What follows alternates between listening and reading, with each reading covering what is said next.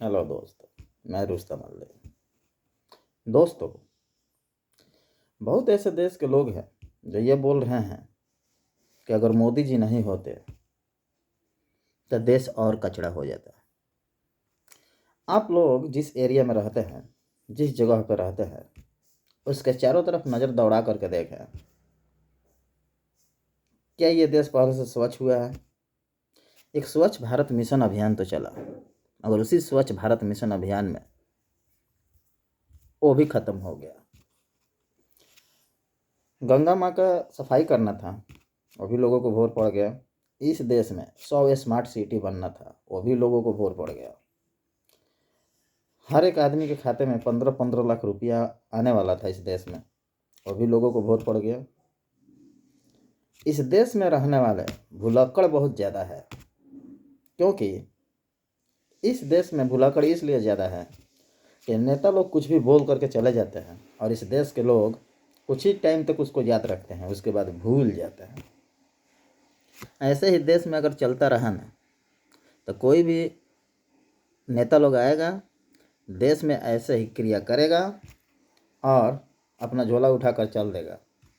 देश के ऊपर कर्ज लाद करके, देश को कर्ज में ढक करके, वह नेता लोग इस देश को छोड़ करके किसी दूसरे देश में जा करके शिफ्ट हो जाते हैं। उदाहरण के लिए, इस देश के बहुत ऐसे लोग हैं जो इस देश को छोड़ करके दूसरे देश में जा करके शिफ्ट हो गए। क्यों हो गए?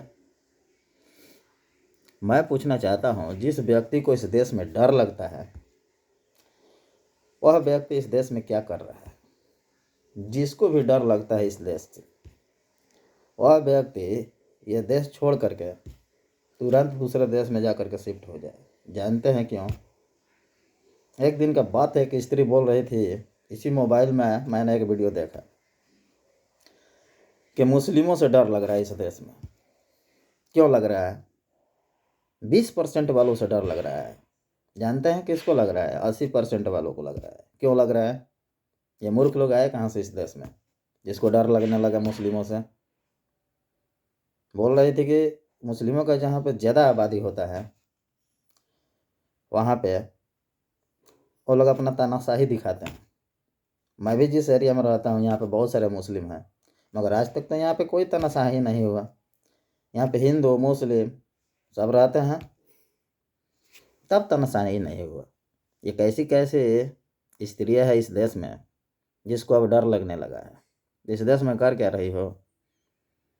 मोदी जी को रहते हुए जिसको भी इस देश में डर लग रहा है, वह इस देश में रहने लायक नहीं है। वह इस देश को छोड़ करके किसी दूसरे देश में चले जाए, इसी में भलाई है। अपने ही देश में रह करके अपने ही लोगों से तुम लोगों को डर लगता है,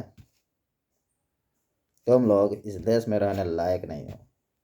इस देश में रहने वाले मैं सभी लोगों से आग्रह और विनती करता हूँ, यह देश हम लोगों का है, इस देश को सजाना हम ही लोगों का है।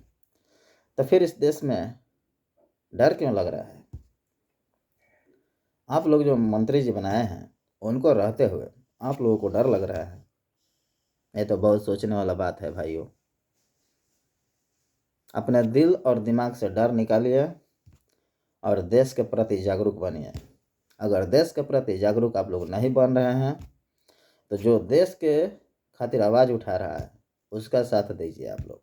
मैं यही कहना चाहता हूँ, इसके आगे हम कुछ नहीं कहना चाहता हूँ। अगर वीडियो अच्छा लगे तो लाइक करें, शेयर करें और सब्सक्राइब करें।